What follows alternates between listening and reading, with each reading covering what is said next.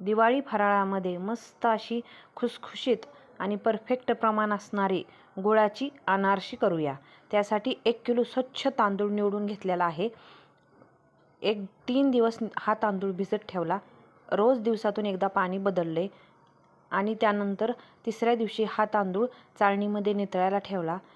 पाणी निथळलं की एका कपड्यावर फॅन खाली चांगला सुकवून घेतला।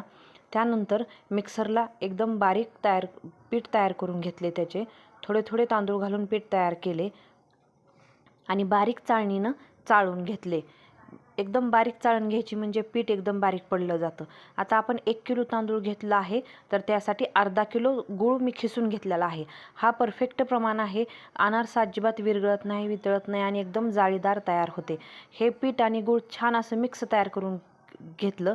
त्यानंतर त्यामध्ये थोडीशी विलायची पावडर घालून हे पीठ नंतर मी मिक्सरला एकदा फिरवलं, त्याच्यामुळे गूळ छान मिक्स झाला सर्व पिठामध्ये। त्यानंतर दुसऱ्या दिवशी हे पीठ आपल्याला अनारशी तयार करण्यासाठी तयार झालं। मिक्सरला काढल्यामुळे हे पीठ लगेच भिजलं गेलं। त्यानंतर त्याच्या छोट्या छोट्या गोळा करून अनारशी थापून घेतली। खसखस लावून ही छान थापली गेली।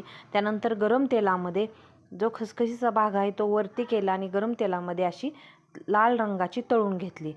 दोन्ही बाजूनी छान तळली जातात। ह्या अनारशावर वरती तेल टाकायचं म्हणजे बरोबर तळलं जातं।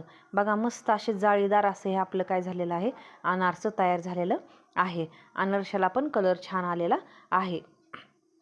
एकदम योग्य प्रमाण घेतलं की एकदम जाळीदार असे अनारसे तयार होतात। असेच छान छान व्हिडिओ पाहण्यासाठी लाईक, शेअर आणि सबस्क्राईब करा।